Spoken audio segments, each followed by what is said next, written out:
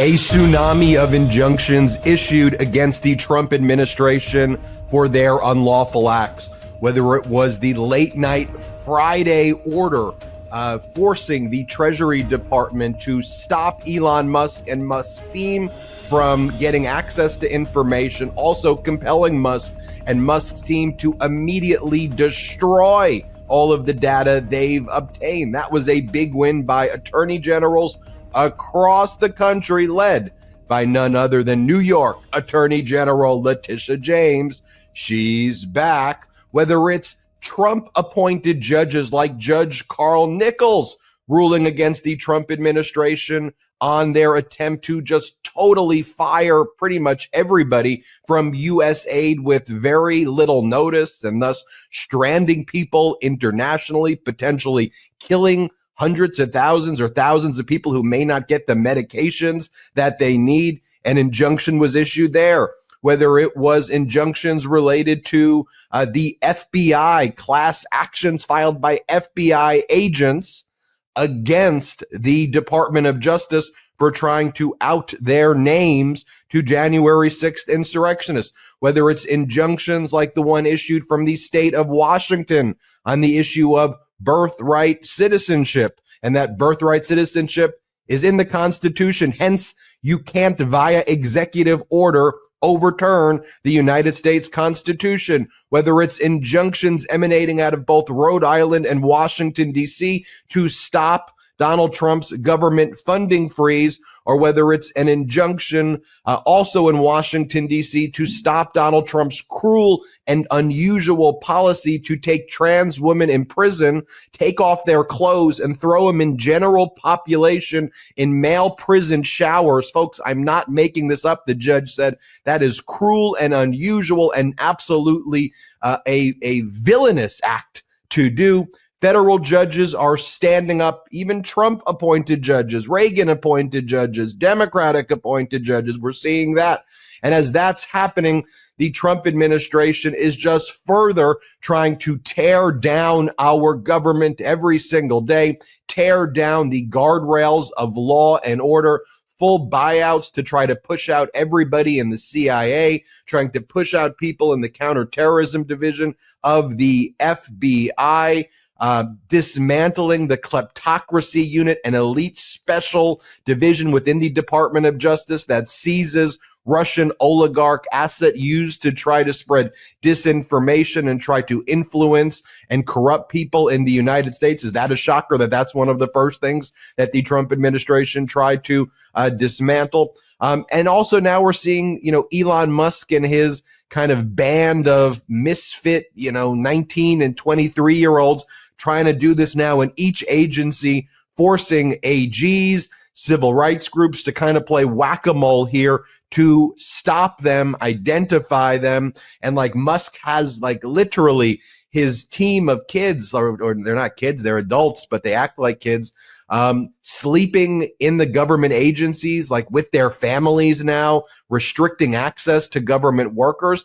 I mean, this is about we the people. Who are these oligarchs literally cooing in our buildings that belong to we the people? Well, the law is fighting back. This is what we said was going to happen with AGs and lawyers stepping up in this time. It means a lot for us to cover here on Legal AF as well. Let's bring in Michael Popok. Mr. Popok, how are you doing, sir, on this weekend? Barely sleeping with what's happening with the winning that the rule of law is doing against the Trump administration. 41 cases in 18 days.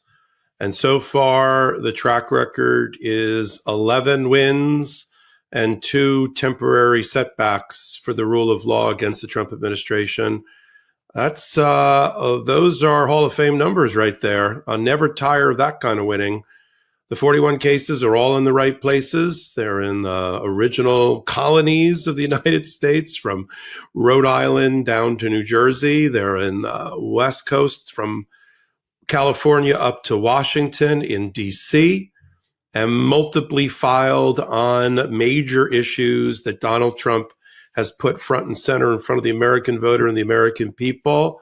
Because of his these all stem from his executive orders, most of them signed on the 20th of January on day one. So if you're doing the scorecard at home, we're going to cover a lot of these today.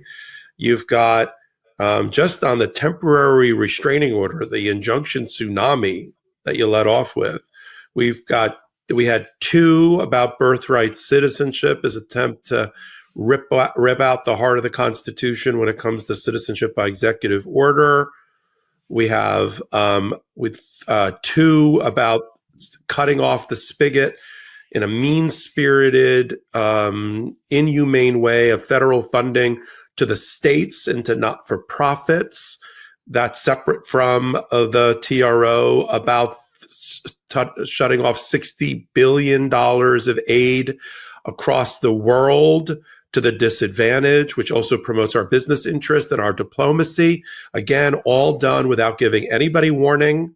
Not even saying like a sundowning, like, well, 6 months from now or 3 months from now or a year from now. No, overnight, so that people's lives are literally turned upside down, as is the American economy. So we got a couple of TROs about federal funding, one about the inhumanity and depravity of putting transgender women in male population jails.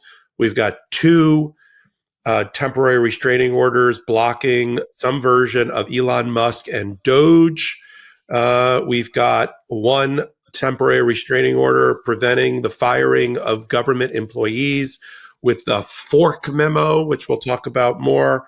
We've got a temporary restraining order arising out of 2 FBI agent cases about their being decapitated and thrown out of their positions. We've got 1 involving U.S. aid that you touched on, issued by a lot of them, even issued by Trump judges like Carl Nichols.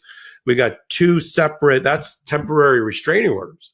Then we got 2 preliminary injunctions, which is the next level, soon to be 3 preliminary injunctions concerning 2 on birthright citizenship and 1, I'm sure it's going to be handed down on Friday in New York, about Elon Musk rummaging around our privacy, personal information, financial information, health information, all housed on Treasury Department servers. The Trump side has only gotten, in their Department of Justice, has only gotten 2 minor wins out of those cases. So it's 11-2, folks, in favor.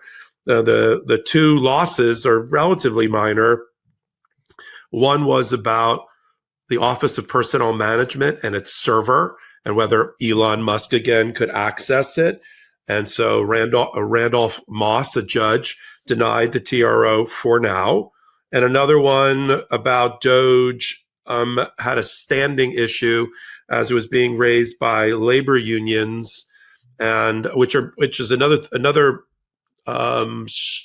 element I want to continue to talk about here on Legal AF, is that who are the groups that are obtaining these wins? We know the judges are, but who are the groups that are leading the charge that we're supporting? It is the attorneys general in 22 states, which are Democratic. It is labor unions who are representing, some of which who didn't defend Biden or Kamala Harris or support them, are now stepping up for their federal workers who are being canned left and right, or the issues related to that. So you got unions joining together with attorneys generals, joining together with the ACLU and the NAACP and other brand new groups that were just created, like Norm Eisen's Democracy Forward group, who was just created since the election almost, or since the end of the campaign, to do what we're doing now. This is exactly what you and I hoped would happen, but I'm seeing results that are even greater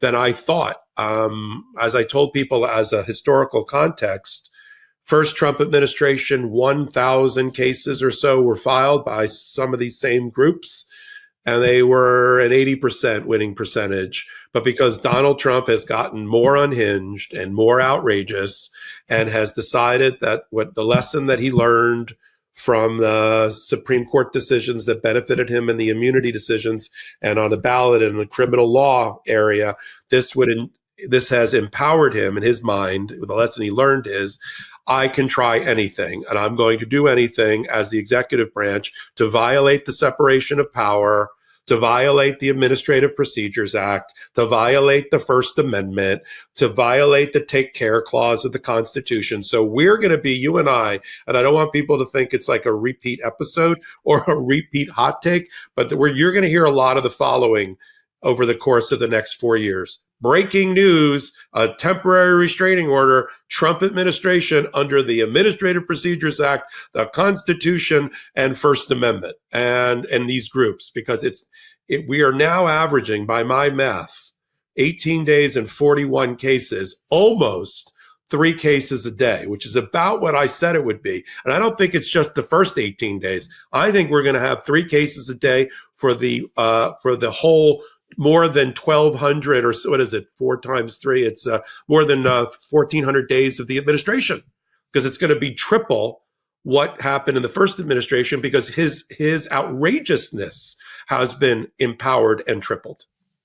When you talk about those 3 cases, by the way, those are like, I guess, the 3 major headline grabbing cases that are kind of being brought as class actions. But like, we could equally mention the fact that one of the members of the National Labor Relations Board, the first Black female National Labor Relations Board member who Donald Trump fired, she filed a lawsuit as well, saying that her termination was not for cause, that Donald Trump did not have the right to fire her. So there's even employment actions at the highest level, from appointments like her. You know, Donald Trump also on Friday fired one of the members of the FEC, the Federal Elections Commission. Donald Trump didn't like her, a more liberal member, or someone who actually wants to enforce FEC laws. Donald Trump fired her. I expect there to be legal action there. The Inspector General's legal action there. Remember, don't forget that story, where one of the first actions that Donald Trump and his regime, we shouldn't call it an administration. We should use the right labels, and we shouldn't be afraid to talk about that this is a coup on our government right now, and this is an authoritarian regime. These aren't scandals in the traditional sense that are taking place, right? This is not, I didn't have sex with Lewinsky. This isn't stuff like Iran-Contra, which is bad. You know, the bad scandals, sexual scandals, this is not that. This is the wholesale using playbooks of authoritarians that have been tried, tested, and proven in places like Hungary, Viktor Orban, by Vladimir Putin.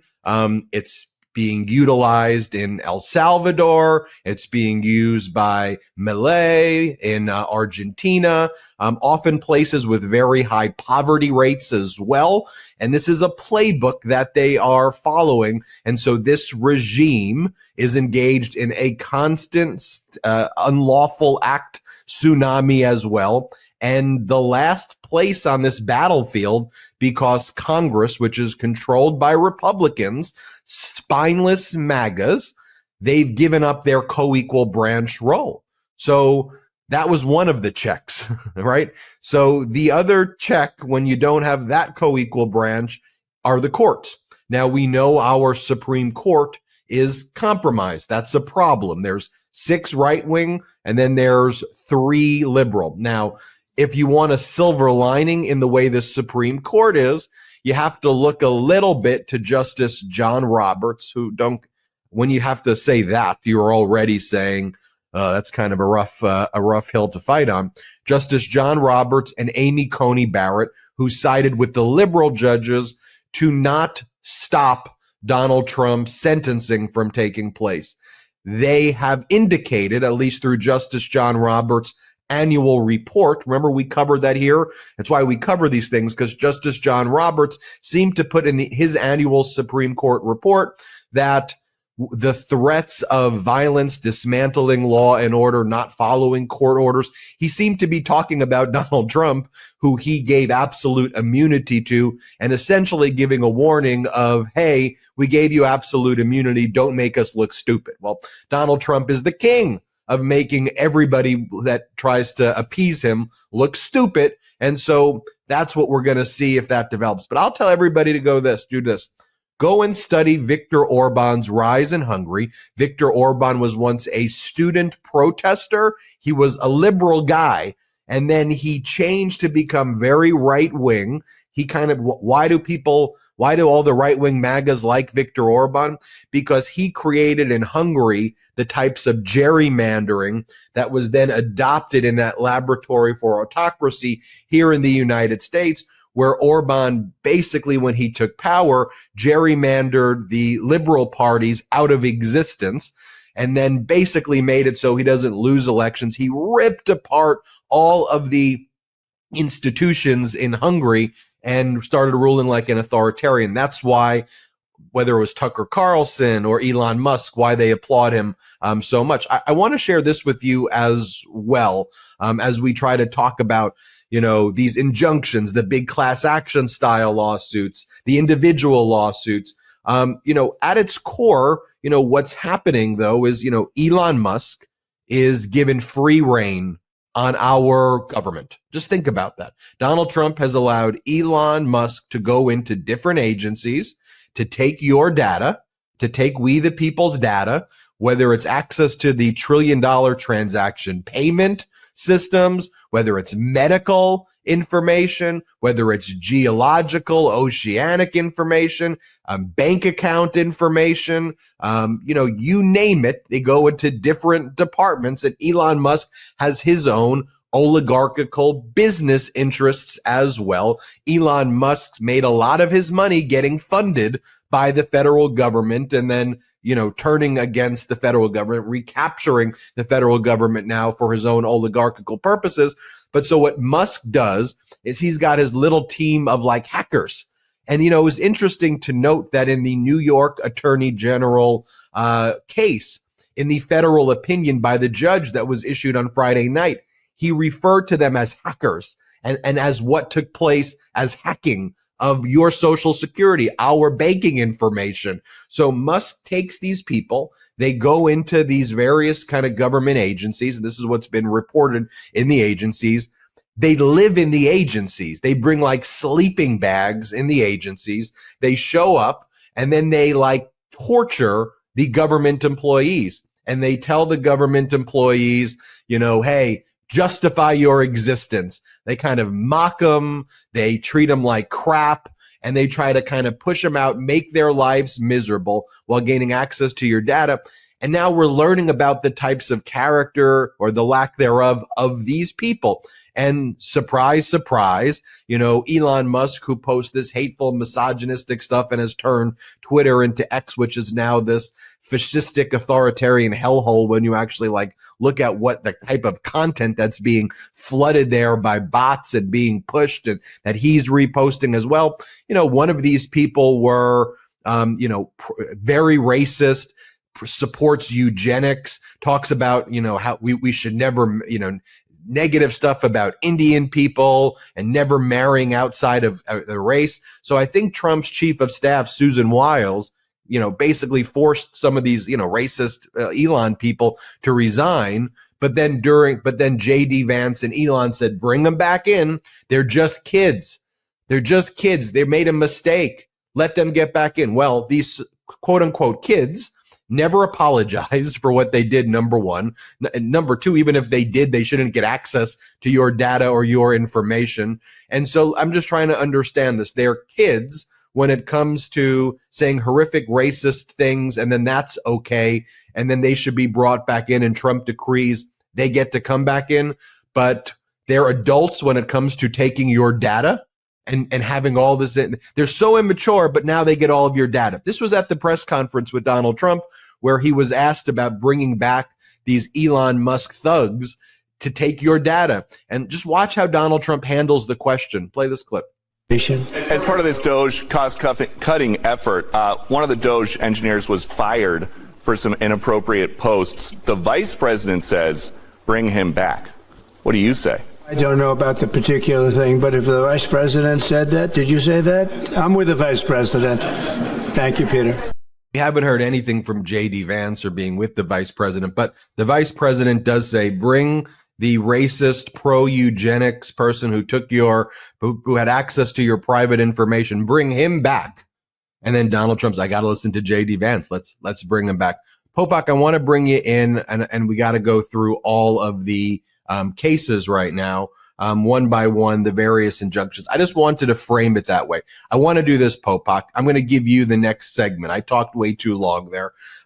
It's an appropriate time to do a quick break. I want to give you the segment, though, talking about AG. Go through the injunctions about the freeze one by one, explain to people the import. Don't worry, folks. I know I spent a long time talking there, and I got to let Popok speak. Popok gets the whole next segment. But in addition to getting the next segment, Popok started the Popok law firm, and it's crushing it. And Popok, I think it's great work. I know lots of people were asking you, hey, if I've got cases, even cases like if I was in a car accident, if I was sexually harassed at work, if someone in my family suffered a catastrophic injury, you get these messages all the time. You weren't able to help, so you started the Popok firm to help. You're working with Big Auto, who has top lawyers across the country as well. You want to make sure you get thousands of phone calls since you've announced this, so it's important that you have it all. But just again, tell people where they can call if they've either been like injured in an accident or they have someone that they know and they want the Popok firm. Where do they go? Yeah, I really appreciate it. Everybody's very, very supportive of it. People know that I'm a practicing lawyer for the last 35 years. I was in bigger firms and big firms. You and I litigated cases together and separately and all of that. And I've always gotten a lot of phone calls and contacts and DMs from people about their cases, and it wasn't doing those because we're sort of dedicated here to the Midas Touch Network. And at a certain point, as I've said, I've just decided, all right, people want me to be involved in cases. People want me to help them with their cases. There's a natural fit to do it. But let's be frank, I'm one guy. And I don't have 1,000 people and 1,000 lawyers to work with. And so, I searched around for a good collaborator and knew the guys and the people at Big Auto.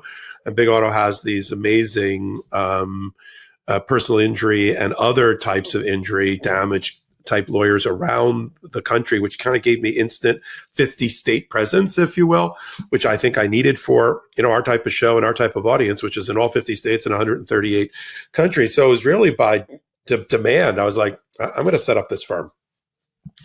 Because people are asking about it and asking for it.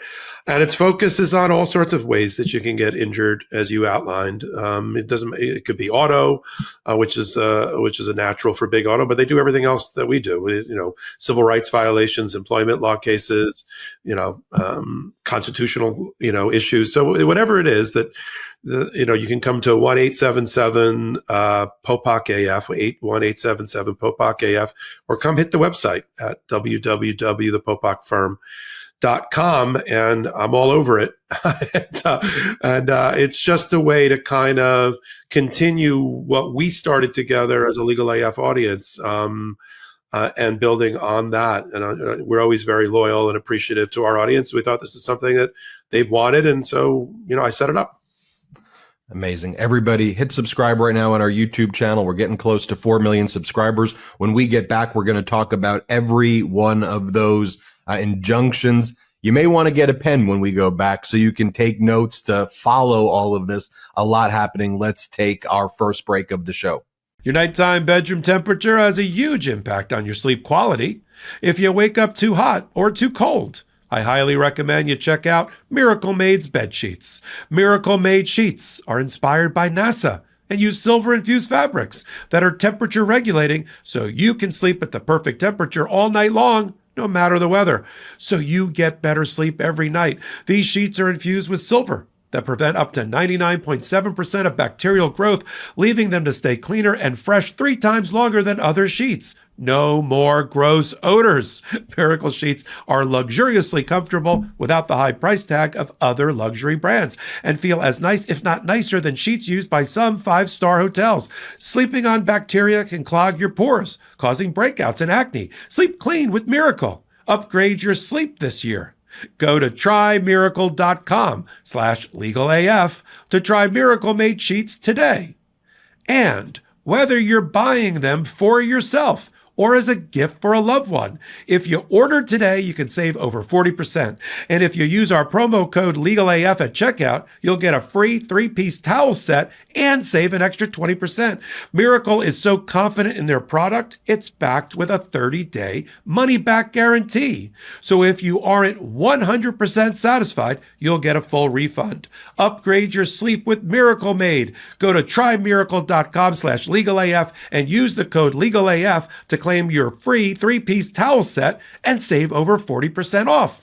Again, that's trymiracle.com/legalaf to treat yourself. Thank you, Miracle Made, for sponsoring this episode. As a kid, I loved eating cereal, but as an adult, I don't want all that sugar. And most cereals don't give me the protein I need. Then I found Magic Spoon, a nostalgically delicious cereal that tastes just like my childhood favorites, but without the sugar and with a ton of protein. And if you're already a Magic Spoon fan, I've got big news. Magic Spoon has turned their super popular cereal into high-protein treats that are light, crispy, and taste just like those classic crunchy cereal bars. Magic Spoon's brand new treats are so delicious and have already become my favorite before or after gym snack. Magic Spoon has literally changed the way we view our pantry in my family. Now when my wife and I are looking for a quick high-protein snack that makes us instantly nostalgic with that warm and fuzzy comfort food feeling, we reach for Magic Spoon's new cereal bars.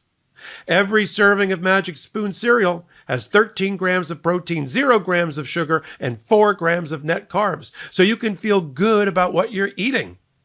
The most popular flavors are fruity and cocoa, and there's so many more. Magic Spoon's brand new treats are crispy, crunchy, airy, and an easy way to get 12 grams of protein on the go. And for the first time ever, Magic Spoon treats are available in grocery stores with delicious flavors like marshmallow and chocolatey peanut butter. Magic Spoon treats have replaced all my other bars. Just the right balance of delicious flavor, great mouthfeel and texture, and the best part, they are high in protein and low in carbs. Don't tell my wife, but after a long day of Legal AF video recording and research, Magic Spoon has become my occasional midnight snack treat. Honey, we're out of Magic Spoon again, a common refrain in my household. Get $5 off your next order at magicspoon.com/legalaf or look for Magic Spoon on Amazon or in your nearest grocery store. That's magicspoon.com/legalaf for $5 off. Magic Spoon, hold on to the dream. Welcome back to Legal AF. Thank you to our pro-democracy sponsors right there. Michael Popok, let's just get into it right away. Yeah. There have been numerous injunctions filed. We talked in brief about them at the beginning. We spent 5 to 7 minutes on them. Repetition is the best form of trying to keep track of all of these. So why don't we start with the most recent one, I guess, from Friday night, one of the most recent big ones, New York Attorney General Letitia James. She announces this big win. Why don't we start there and go through the others? Sure. And look, we have to talk truth to each other before we can talk truth to power. And so that's one of the reasons that you and I established this venue of Legal AF. And now's the moment. Now's the moment for us to keep track with our analysis and our commentary for our audience. And so let's do it. We, I joked on a recent hot take. It's like, I know you think this is a repeat. This is not a repeat. Newsflash. Temporary restraining order from a federal judge against a Trump administration policy that maybe involves Elon Musk. We're going to be talking a lot about that over the next 4 years, unfortunately, as Donald Trump has completely abdicated his responsibility as the constitutionally appointed president of the United States to an outsider who was not confirmed by the Senate, or as Letitia James, the New York Attorney General, said in her own website posting, the world's richest man is no longer going to have access, at least for now, to our most sensitive and private financial and health data. Think about out there what you've had to provide the government in order to get your benefits or in order to get, the things that you're entitled to: Social Security, disability, veterans benefits, student loans. Think of the medical information you've had to provide to them. Scott Bessent, who's our Treasury Secretary, in name only, he's a puppet apparently for Donald Trump and his worst urgings, and for Elon Musk ultimately, immediately threw the keys to the kingdom over to Elon Musk, not confirmed by the Senate, running around with a phony organization called Doge, and just said, sure, you can rummage through the servers containing the confidential information, the privacy breach of a level we've never seen. And we were all like, no, you can't do that. And a couple of federal suits got filed back to back. You and I talked about this is actually the second temporary restraining order in 48 hours. Judge Kolar Catelli, a senior judge in the District of Columbia, stampeded the Department of Justice and the lawyers for the other side into a temporary restraining order that was agreed upon, that was in place, that covered most of what just happened in New York in terms of stopping Elon Musk from doing it. Scott Bessent, who I mentioned before, I lost track of my thought there, he actually had the nerve, I couldn't think of the word, to tell Bloomberg News that, don't worry about Elon Musk. They're just trying to figure out how to make it run more efficiently and save us money. They're not just a roving band. No, they are a roving band of rogues who are rooting around in our most private information, Scott. I hate to differ with you and debate you on this, but that's exactly what they're doing. And nobody buys that this is all about making your check show up more efficiently in your bank account. With nobody who gets benefits or entitlements from the government, we've never had a problem. My mother gets her Social Security deposited in her bank account on a regular basis. Anybody else does too. So what's more efficient about how the payment system's being made? That's not what they're doing with their sleeping bags and their keggers and their foosball tables or whatever else they're moving in, creating some sort of Twitter, Tesla, WeWork thing in the middle of my Treasury Department. Like, get your mitts off of my federal funds and off of my information. I mean, that is the thematic here. So Kolar Catelli, she gets them into a TRO. And to answer a question that often comes up in the chats, and it came up with me on Popok Live on Tuesday, the new podcast, why are there multiple lawsuits and why are there multiple injunctions, and what do you do about them? The reason that you and I are reporting on multiple injunctions about the same topics is because they're brought by different groups in different courts in sort of a portfolio method. You file in various courts, hoping that you'll then, if you get a loss here or there, you still have a win and you can take that to the right appellate court. So you'll do West Coast, East Coast, Massachusetts, Rhode Island, Illinois, DC, and then see where you are. Right now, it's an embarrassment of wins, of riches for the rule of law and democracy, because they're 11-2, and they're getting double injunctions on almost the exact same topic. So how it works is those injunctions, they can both be nationwide. They may not be exact because the judges are not drafting them exactly the same way, but they will stop and block and enjoin the Trump administration and that particular policy until the next round, which is the preliminary injunction round. First stop is like an administrative stay, maybe on an emergency basis, then a TRO, temporary restraining order on certain factors, and then a preliminary injunction a week, 2 weeks, 3 weeks, a month later, which then, if it's granted, keeps the stay in place for the duration of the case. Effectively, it is the case because, you can keep trying the case and have a trial, but really these cases rise and fall on the injunction or the TRO method mechanism, and then they go up to appeals. So that's why when I round this out, we'll eventually talk about the birthright citizenship started as a TRO in two places by Judge Coffenor in Seattle and another judge in Maryland, and then got converted into preliminary injunctions. And then one has already been up on appeal. Like the Trump administration is taking it to the 9th, which is just where we want to take it for an appeal from a rule of law side of the equation, as opposed to taking it to the 5th in Texas. So back to... And then Popok, when you're talking about the 9th and the 5th, just so everybody knows, you're talking about the 9th Circuit Court of Appeals, right, the 5th Circuit Court of Appeals. As you start going through all these other cases, one other point, sometimes these lawsuits are filed in different courts because different groups have different interests, right? The unions are representing the injuries to the union members. So when the SEIU or when AFL-CIO's filing, they may enter a stipulation that's going to help the union workers who they're representing. And it's great if it has an effect on more people, but they're focused on their group. So when the AGs are filing, they may want to have a broader scope, more than just the unions, everybody in their state who's going to be impacted. So if, let's say, the unions enter into a stipulation, that's a win for them. The AGs may say, well, actually, we need a court order that's more expansive. And in the case of, as you talk about these other cases, like Letitia James got the judge to force Musk's team to destroy anything that they got, which went beyond what the stipulation was by the unions. I'll let you go. Sorry. No, it's not. Don't apologize. You're right. We always like to do legal AF law school kind of in the middle of these things, and that's the other reason that they're multiply filed and we get multiple overlapping injunctions. So now that's the way to turn back to the New York case. So they ran, and we'll do a little procedural breakout session here as well.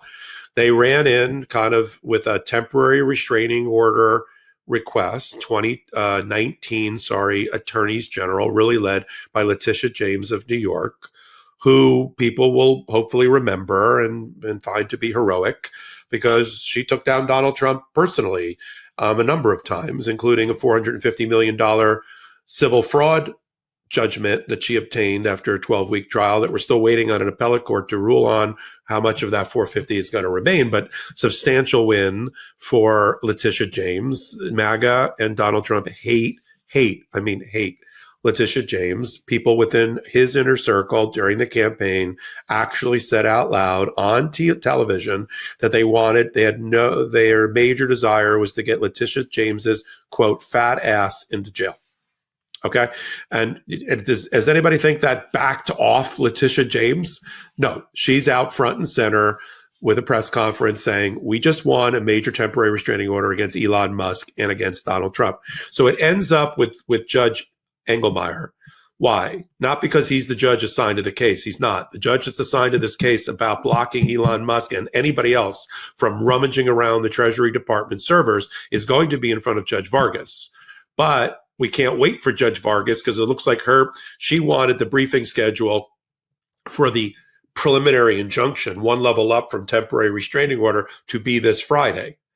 So we can't just sit around and let irreparable harm happen between Friday night and next Friday, a week. So a judge who's sort of the duty judge for emergencies, or what he referred to as the Part 1 judge, he looked at the papers, kind of looked under the hood of what the arguments were and said, yeah, this looks like a violation of the Administrative Procedures Act because you can't change your privacy and data disclosure regulations by just tossing Elon Musk the keys. There's a procedure if you're going to, because people need to know about it in order to publicly comment on it if you're going to change that rule or regulation of the IRS code, because this Bureau of Financial Services covers the Internal Revenue Service, disability, all the places that matter. It's probably, even though you and I never talked about it in 5 years on Legal AF, it is probably the most important federal agency or bureau that touches more lives, that's important to our audience than any other we've ever talked about. It takes in $5 trillion worth of revenue from various sources, mainly internal revenue, IRS, collections, and loan repayment and that kind of thing. It doles out, because Congress tells them to dole it out, through funding, about 4.3 to 4.5 or even $5 trillion per year of funding. That's why it drives MAGA and Elon Musk nuts. We gotta kill the checkbook, because we can't kill the fundings because we're dying in the courthouses. So let's get to the back door and get to the computers. Like, no. So the judge took a look and said, this looks like an Administrative Procedures Act violation. Most of Donald Trump's executive orders are just that. This also looks like a take care clause violation and a separation of powers violation under the Constitution. And all of those things together signal to me that you're more likely than not to win. So I'm going to give you your temporary restraining order right now. And here are the contours of it. And this is really all of what the 19 attorneys general wanted. Broad. Stop what you're doing right now And to the extent since January 20th, you've gotten anything off those servers, you are to destroy that information and not use it. Now, some people might say, well, how do we know they're going to do that? That's a good question. They're going to have to file a certification ultimately, probably with Judge Vargas, to show compliance with this order. Even though the order doesn't technically say that, we as federal court officers know that that's what it means. So they better be prepared at the Friday hearing in front of Judge Vargas that you and I will report on to tell how they've complied with Judge Engelmeyer's ruling about destruction. And he's serious about it. And people say, well, what if they don't do that? Okay, then the judge will hold a contempt hearing. And it'll probably be Judge Engelmeyer, although it could be Judge Vargas, about noncompliance. And you'll see cabinet like Scott Bessent, the Treasury Secretary, who's been sued, is going to have to show up and explain why the things weren't taken out of Elon Musk's hands.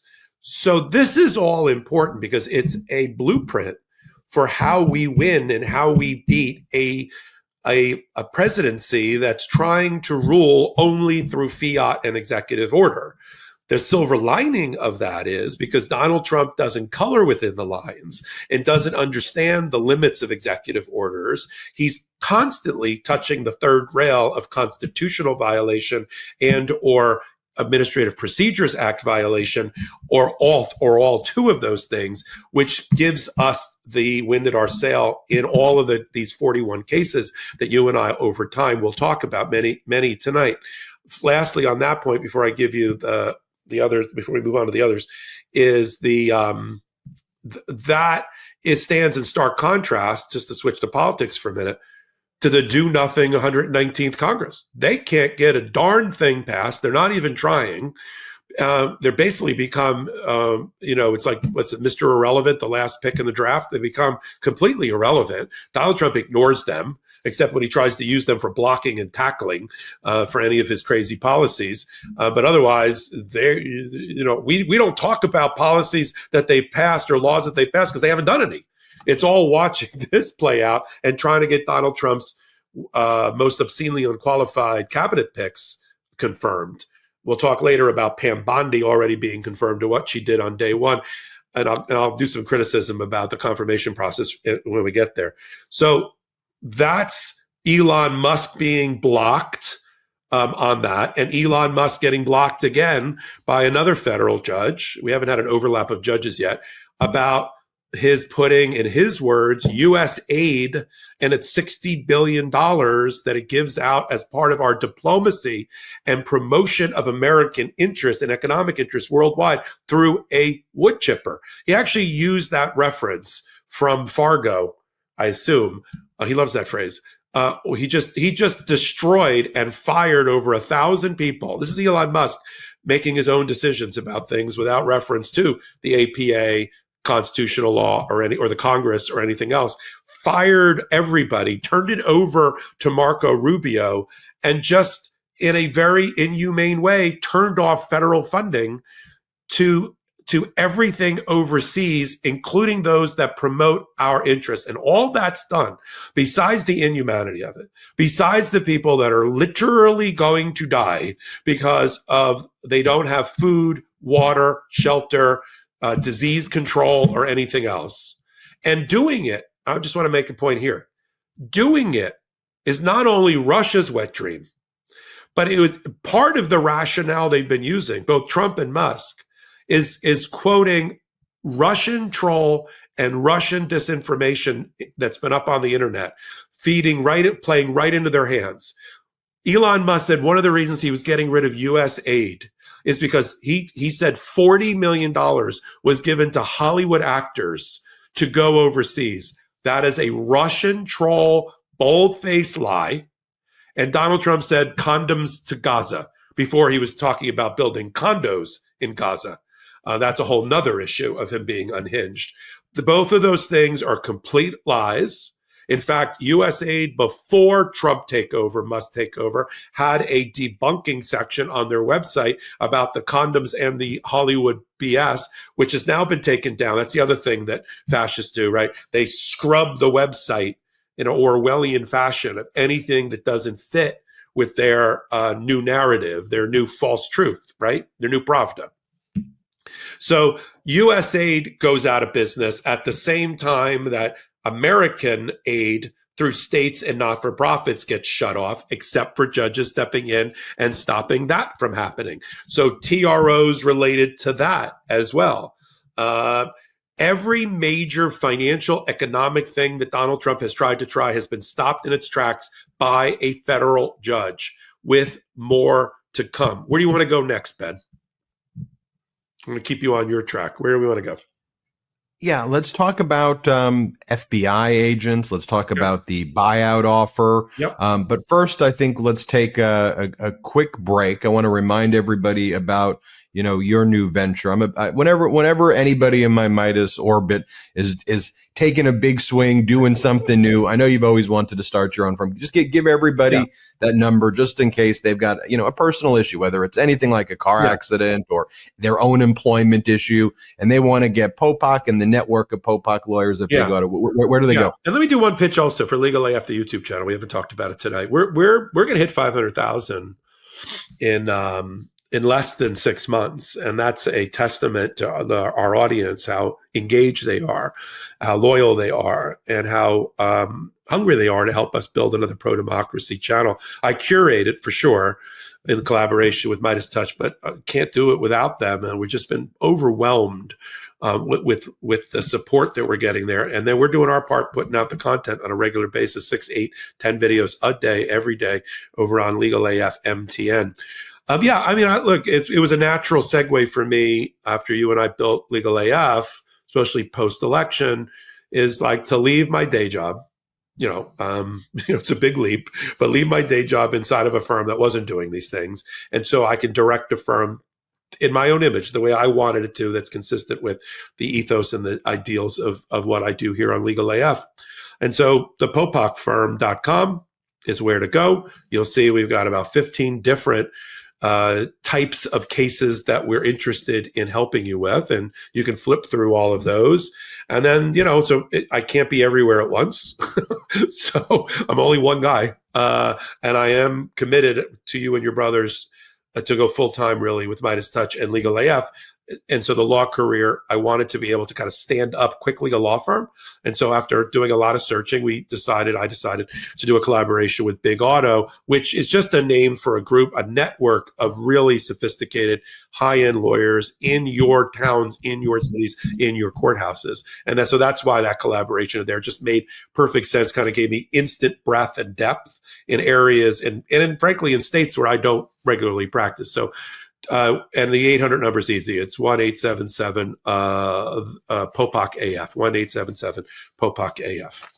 Everybody, make sure you hit subscribe now. Help the Midas Touch YouTube channel get to 4 million subscribers. We're almost there.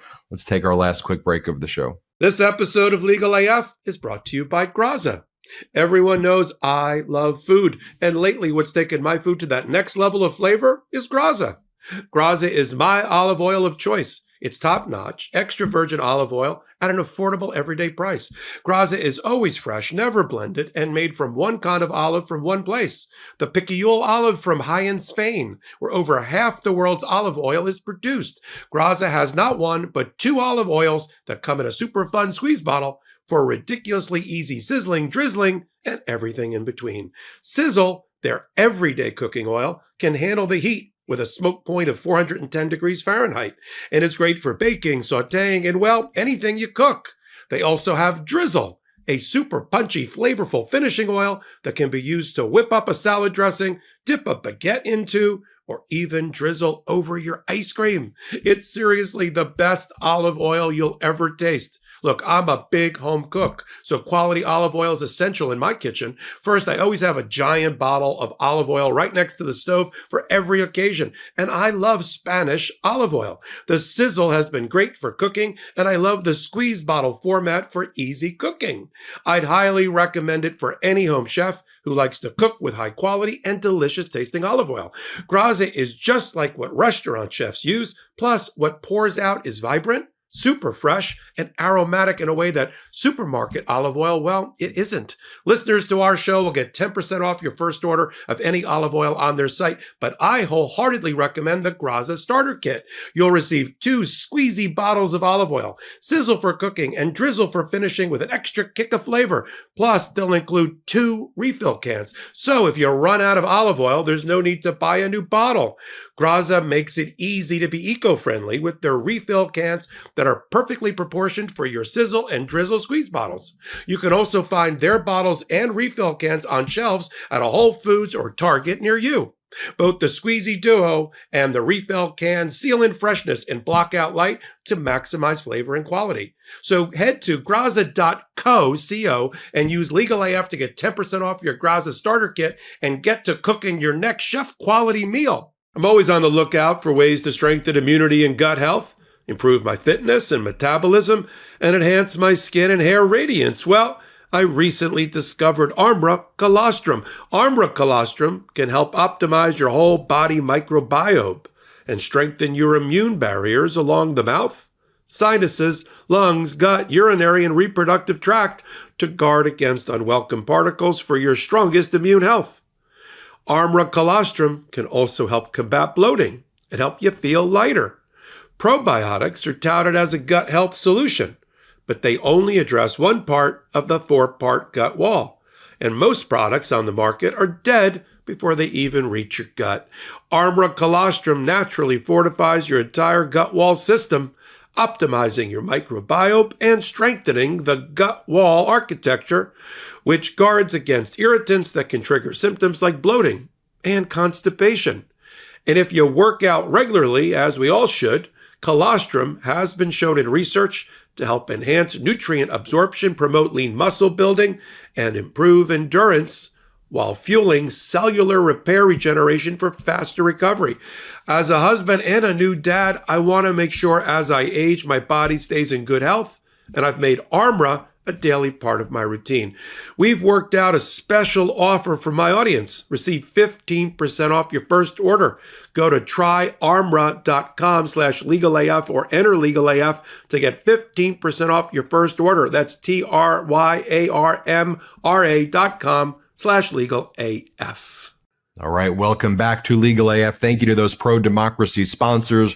Jordy spends a long time negotiating those deals with those pro-democracy sponsors. So the discount codes that he gets for our Legal AF viewers, it's in the description below. Make sure you click the link. We appreciate those pro-democracy sponsors. A lot going on in a lot of different courthouses.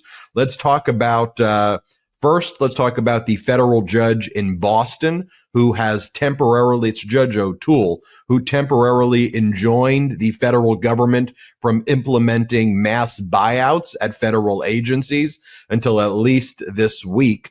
The U.S. District Judge George A. O'Toole Jr. announced he was blocking the, quote, fork in the road buyout program temporarily to allow the parties more time to brief their arguments. Now, lawyers from the various unions and other groups that were filing this lawsuit said that, number one, it's an unlawful buyout because there's no appropriation money for it. So if you take the buyout, there's no money from Congress to actually pay you for it. So where's that money coming from? The way a country exists, that's a democracy. Laws have to be passed, and then the money goes to those buyouts if that's what Congress actually wanted to happen.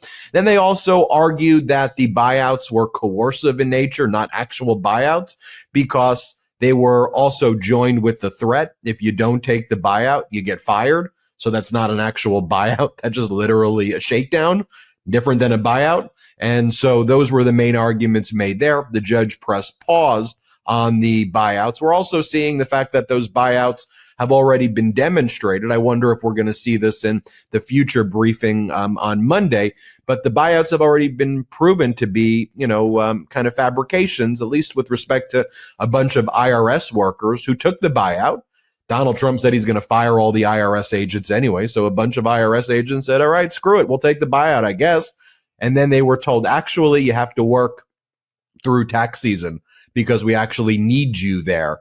And they were like, what? I thought you said you were abolishing the IRS and you were going to start the External Revenue Service, and that all the money was going to come from the tariffs that were going to come from Canada and Mexico and Colombia, apparently, and Panama and Europe and all these other places you were going to tariff. So you said you didn't need an IRS, but now they apparently need an IRS for tax season. So it just goes to show you that these buyout offers are kind of BS, not kind of, are BS. And here's another point that I'll make as well, and that is, look, the bottom line is that we live in a democracy. So if Congress wants to pass laws, and that the laws say we are defunding U.S. aid, the Congress says we're getting rid of, all of these agencies. We hereby, it goes to the House. Republicans control it, right? It goes to the Senate. Republicans control it, right? It gets signed by a president. Republicans control it, right? So just go through the process. Why do they not want to go through the process? Because they know that they actually can pass it despite controlling all branches. So they're going through a system that's called a dictatorship. In dictatorships, somebody, Trump or Elon Musk, decrees it, and then it happens. That's not our system. Our system is slower and messier, but ultimately it is to build coalitions and ultimately try to express the will of the people, because we know the history of authoritarians and dictators doesn't end well for the populations that they rule. America is a reaction that we don't want that. And that's precisely what they're doing. So I think it's important that I make that point there. Also, I want to talk about the fact that there's another case, multiple cases filed actually by FBI agents against the Department of Justice, because the DOJ wants to publish the names of the FBI agents so that let's be clear why, so that the January 6th insurrectionists can get their hands on the information and retaliate against the FBI agents. If any FBI agent was involved somehow, some way, even tangentially in a January 6th related case, which counterterrorism and espionage and top FBI agents would ostensibly be working on, because we all saw with our eyes that there was an insurrection attempt of the Capitol building. They've been getting fired, but not only that, or being placed on leave, they want, the DOJ wants to just make their names publicly available. And, all of these FBI agents have said, look, these insurrectionists, these bad people, these oath keepers, these Proud Boys who Donald Trump pardoned, they're going to kill me. They're going to try to kill my family members. They're going to try to kill people that I know, my kids. And then what? Trump's just going to pardon them again, apparently, because Trump pardons these violent insurrectionists who tried to kill cops before. So it's not like there's a legal process anymore. Trump has his thugs running around on the street, making us all less safe as he guts the FAA and guts all our government agencies, making us all less safe in general. Biggest flu season ever, by the way. Ebola case in Africa, by the way. It seems like every day there's another plane crash, or there's a train being, imploding, or something that I'm seeing, or that we're reporting on every single day. We're less safe in general. Sorry, I digress there, but I think it's important to connect all of this to we are less safe under the Trump administration. But these FBI agents saying we're not safe. And by the way, we, the people, are less safe when our top FBI agents, who are the ones who investigate trafficking, who investigate drugs, who do the fentanyl seizures, they're all getting fired. And so is our CIA. In any event, Judge Boasberg, remember that name? He's the chief judge in Washington, D.C. He made findings that there's real credible threats to FBI agents. There's now a process in place where, pending a more preliminary injunction, but at the emergency stage, that if any names are going to be leaked, each FBI agent has a 2-day period to bring a writ or to file some documents before the judge to stop it from happening. So it was a win for the FBI, a win for the FBI agents there. Popok, there's a few other injunctions that we could talk about. I mean, this injunction that was issued by a Republican Judge Lambert, Reagan appointee, on what Donald Trump was trying to do with the transgender women in prison populations. Sure. And I should mention as well, I mean, cruelty is the point here. I don't know if anybody saw this. We posted it. Not a lot of news is covering it, but we cover important news on the Midas Touch Network. So Congresswoman McBride, the first transgender congresswoman from Delaware, and she doesn't like her whole thing too is people elected me because I helped Delaware, not because I'm a transgender woman. So I'm not making identity part of my representation of Delaware. I'm just trying to represent the people. But Popok, they try to torture her, the Republicans in the House of Representatives. So one of the things they always do now to bully her is they'll always refer to her as the gentleman or the congressman or Mr. And so when there'll always be a presiding pro tem speaker. And whenever they have Congresswoman McBride speak, they'll say, "What would the gentleman like to say? Mr. McBride, you may speak." And so they're doing that. That's what the Republicans are doing in this moment of history. Just cruel for the sake of cruelty. Like, again, even if it's hard for me to wrap my head around the cruelty, but just why just be jerks? Like, why do that? Just be normal and treat her with respect. Number one. Number two, you have in the prisons, Donald Trump's executive order would take the transgender women out of the women who have been there, transgender women who have been in women prisons their life, remove their medication, stop them from getting medication. And these are transgender women who have women genitals, breasts and vaginas. Move them into the male population, force them to shower with the men, live with the men, and take them off their medication. The finding by this Reagan-appointed judge, cruel and unusual punishment. Cruel and unusual punishment under the United States Constitution.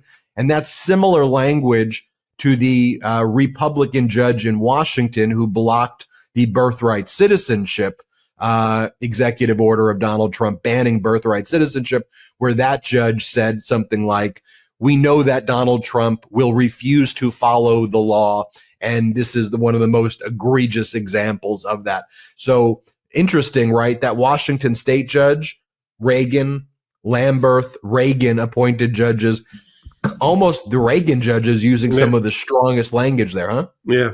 And Nichols, who's a Trump appointee on the U.S. aid issue. Yeah, the cruel and unusual punishment.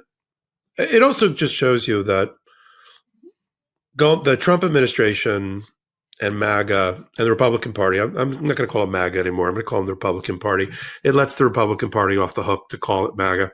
The Republican Party has a perverse use of discrimination against transgender people, which they use as a cudgel to go after all of the woke, liberal, moderate, progressive ideals that are in and embodied in our government.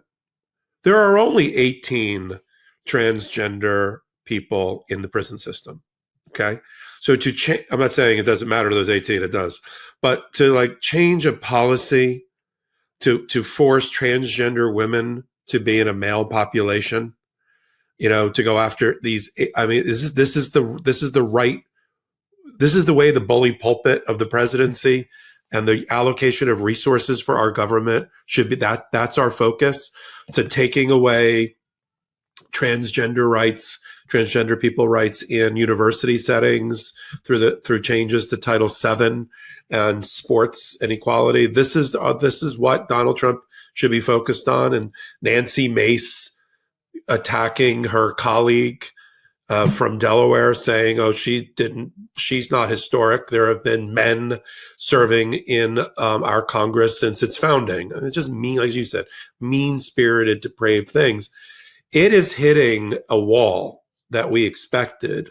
This type of argument, this type of animus-driven policy it's hitting a wall now in front of federal courts, both Republican judges and even Trump appointees and others. And it shows you how thin gruel the intellectual and legal basis for all of the Trump positions that their Department of Justice is taking. You see it. It's so threadbare that even judges, it's not even passing what you and I have always referred to coming out of law school as the straight face test, which is, can you say this argument with a straight face? And it's barely that.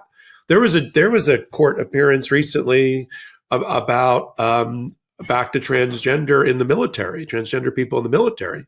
And the Department of Justice for Trump attorney actually told a federal judge that even if Donald Trump's actions to ban or reassign transgender people in the military was animated by hatred and animus, it would be okay. And the judge says, sorry? I mean, that's not okay. And here's the 4 United States Supreme Court cases that says it's not okay. But this is what they're trotting out and running up the flagpole. The other losing that's going on as we talk about these cases is the loss of credibility and respect for the Trump Department of Justice people. And that's all you have as an attorney. If you lose your credibility with the jury, with the judge, with the, with us, with our audience, you don't have anything. You don't have anything. And so for them, this is going to pay dividends into the future for those attorneys general and those unions and those other groups, because these judges in these courthouses that we're talking about, and there's a reason half of these 41 cases are filed in the District of Columbia. This is as I joke, this is the revenge of not only the democratically appointed judges, it's the revenge of the Jan 6 judges who all watched in shock and horror as Donald Trump opened the jails and let the criminals out who attacked our Capitol after all the hard work the jury and the judges did, including through sentencing. And now these are the same judges. That's why when you mentioned earlier Judge Boasberg, who's the chief judge, and others, we're going to hear about Judge Chutkan again, and a Judge Amy Berman Jackson again, and Judge Mehta again, and all those, and Kolar Catelli again, and all the ones that, because every one of those judges, people forget, this is not, those 1,600 cases that went through the DC courthouse, that was one courthouse. That wasn't like spread out around America. It was the largest prosecution and investigation in our nation's history, the Jan 6. Every judge had dozens of those cases on their docket. And so, they've got, let's just say they got a little bit of an axe to grind here. They're fair. They're impartial. Yes, for sure. And including Reagan appointees. But we are watching the loss and the diminishment of the Department of Justice when they need it most as advocates, which is great because this will only help us as these cases continue. Just wait until John Sauer, whose claim to fame is he was a successful criminal defense lawyer for Donald Trump and the appeals.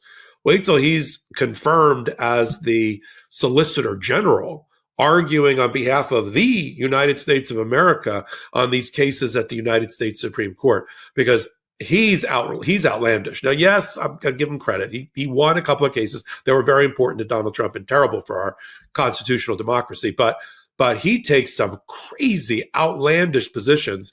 And on these civil cases, I don't think he's going to have the buy-in that he may think he has at the United States Supreme Court level. It is John Roberts, but it's also Amy Coney Barrett, who's already starting to make her own kind of moving away from the orbit of Gorsuch, Alito, and Thomas, and standing in the center right, but standing away from those guys, and that's where we have to aim for.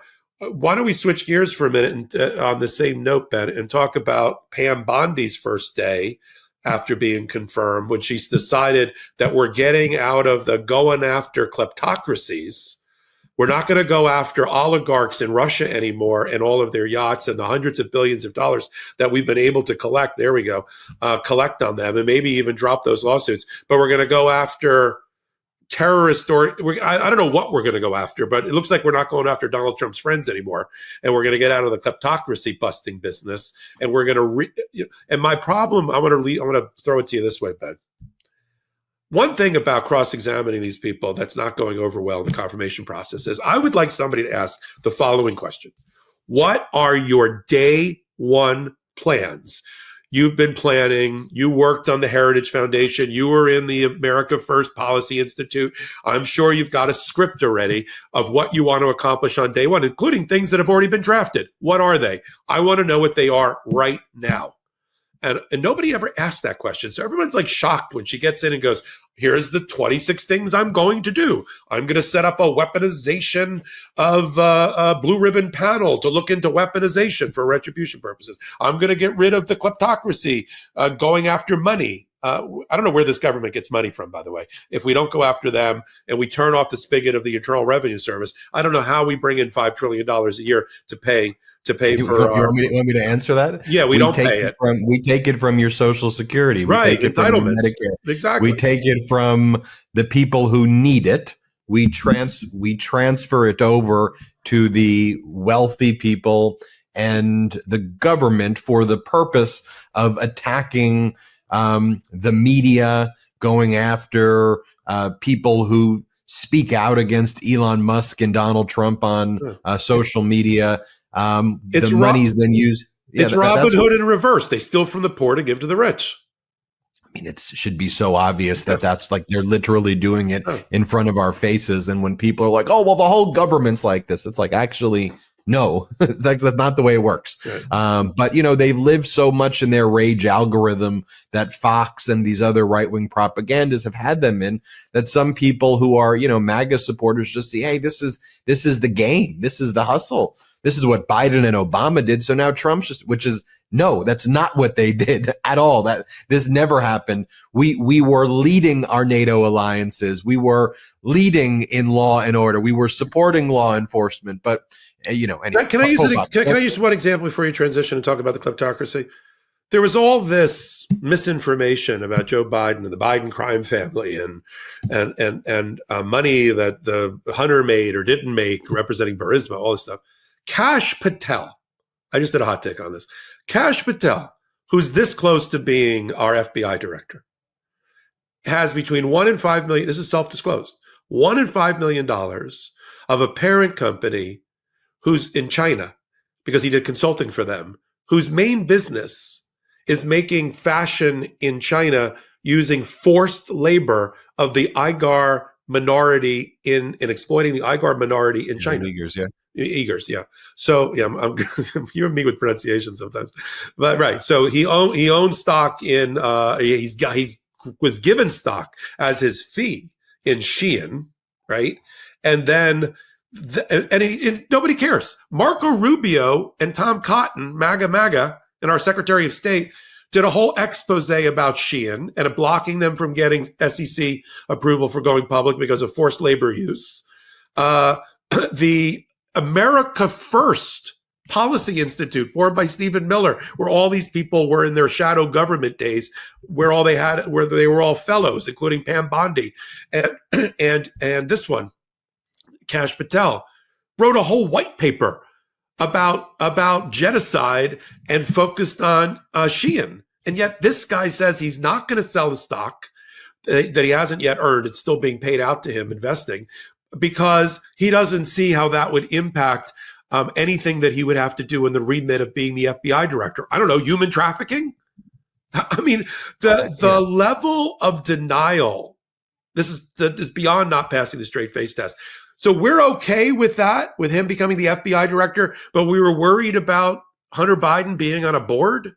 Look, I don't want to fully get into the Hunter Biden stuff, because then I get into a both sidesism, and then I elevate. Hunter never served in a government position under the Biden administration. He never had any position of power to do anything, period, full stop. He didn't make millions of dollars, full stop.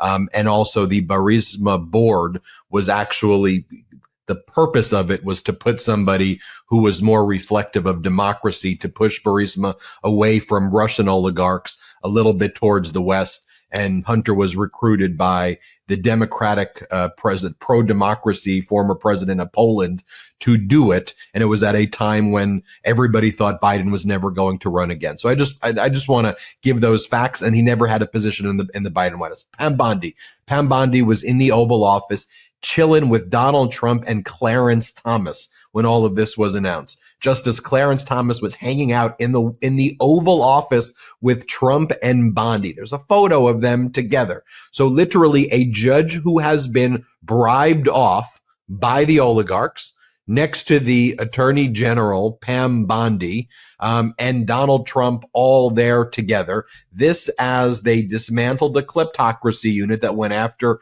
the Russian oligarchs' money in the United States. So that's gone. So what does that mean? That means that there's nobody who's going to be able to prosecute the Russians going around the sanctions. So right now, you know how Donald Trump's like, I guess I'm going to have to tariff Russia. You don't need to tariff Russia. Tariffs on Russia would be a benefit to Russia because that implies they could open up their trade into the United States, which they're sanctioned from doing. So the kleptocracy unit would seize the yachts, seize the money that was being laundered into the United States. So now Russia's going to push all of this. It was a major win to Russia to evade the sanctions, push their money into the United States. And now there was a slush fund of money that, billions of dollars that was already taken from oligarchs that now is going to be used. We don't know what. In a cryptic memo, Bondi says for other purposes, but one can assume that because Trump's talked about creating a sovereign wealth fund with Elon Musk, which basically means let me pick a up on pool of money sovereign for wealth. that's probably, and look, if America is running, if Trump is adding trillions of dollars in debt, you don't do sovereign wealth funds. Yeah. In the United States of America, we would not want state-run sovereign wealth funds. They betray everything that they claim that they stand for. It's not about governments taking sovereign wealth funds and doing good projects and taking your Social Security money to do that. TikTok with it. So when you talked about the Clarence Thomas, let's keep Ben up there for a minute. When you talk about the Clarence Thomas photo with Pam Bondi and Trump, I have a photo in my office, a famous photo in Havana of Al Capone with the chief judge of the Miami-Dade Circuit Court and the mayor of Havana. It's a very famous photo, and it just sort of reminded me of that. This sovereign wealth fund, boondoggle, just so people know, it is where the government uses your taxpayer dollars and funds that they have to invest in private companies. Countries like Saudi Arabia, Norway, and other places that have a surplus, in other words, they take in more money than they spend on social services and other programs. They sometimes do that when their economies are not our size, and otherwise oligarchs do it. It's an avenue for corruption. It's a way for Donald Trump to avoid Congress and its appropriations role under our Constitution and have a slush fund through sovereign wealth that he can dole out by avoiding Congress directly to his friends, investors, and special projects like TikTok. He even mentioned maybe the sovereign wealth fund, meaning you and I are going to buy a Chinese entity off of China called TikTok because Donald Trump wants you to. And so even the Wall Street Journal and Rupert Murdoch came out and said, this is a destroyer of wealth. That was the headline. Donald Trump, destroyer of wealth. But every time you hear we're going to get rid of a fund of money coming in or divert it, then you're going to see it in places popping back up where Donald Trump can control it. He doesn't want to turn it back to the General Treasury. He doesn't want to turn it back where it's supposed to be constitutionally for the Congress to handle. He wants a presidential slush fund. And that's why the sovereign wealth thing is so shocking. And then they're lying about it on top of it. Scott Bessent, the Treasury Secretary, said, well, we'll just monetize our assets. Okay. The United States has $5 trillion worth of assets on a balance sheet. Yes, there's a balance sheet, but like half of it is equipment and property it owns. How are you going to monetize that? Put it on a collateralized shelf and sell stock in it? I mean, you could try to do it like a collateralized mortgage unit and try to sell it off, and then the other half of it is student loans. So are you going to package them all up and sell off people's student loans so people can invest in it? It's just nonsense. It's like using our money to buy Bitcoin and cryptocurrency to benefit Donald Trump and others to create a strategic stockpile. This is not where, as I said in a hot take, get your hands and your mitts off my public money. If you want to go, you all came from business. If you want to stay in business and go with accredited investors who have money and you want to go sell them on whatever you want to, go do it. But the Treasury, the U.S. Treasury is not your plaything, is not your personal piggy bank. And that's why we have to call out every one of this. But all we're watching, whether you put the name Pam Bondi in, or you put the name Scott Bessent in, or Marco Rubio, these are all meat puppets. These people don't have any real power whatsoever. This is Donald Trump with his small band of Heritage Foundation, Project 2025, and Elon Musk. This is where it's coming out of that stew of the brain there. And he's just directing traffic, telling Bondi what to do and Scott Bessent what to do. And Elon Musk is doing the bidding. As you and I predicted, Elon Musk has effectively become the co-president. I mean, you hear things like the press secretary, what's her name, Carolyn Levitt, say out loud, well, we're going to let Elon Musk decide if he has any conflicts of interest of his own economics with government service. I'm like, sorry? Elon Musk is going to decide if he's in conflict? Or Elon Musk is going to make direct referrals to the FBI for investigations related to corruption? I'm like, I'm sorry. Who voted for this guy? Did you see this, Popok, the United States attorney in D.C.? I think we have a copy of that memo from the D.C. attorney, and it just says via X, Elon Musk's platform, that dear Mr. Musk, we've gotten your referrals. We will be investigating all of the networks and all of the people who have not that one. It's the one that has the DC letterhead on it. It's from Ed Martin, who's the United States attorney now from DC, and he's someone who said that the January 6th insurrectionists should be revered. And and he put that memo up. Popok, let me leave us with this right here. Sure. The Wall Street Journal headline from April in the Biden administration. The Wall Street Journal headline today: United States economy, the envy of the world. Last April. Today, the mood of the American consumer is souring. Tariff threats, market turbulence, calling jitters early in Trump's second term. This is supposed to be the honeymoon period. America already wants a divorce or a restraining order, and lots of groups are getting that restraining order. This is supposed to be the time where you rally around whoever was just elected, kind of regardless of your political party, and you cheer the person on as they, it's supposed to be the victory lap.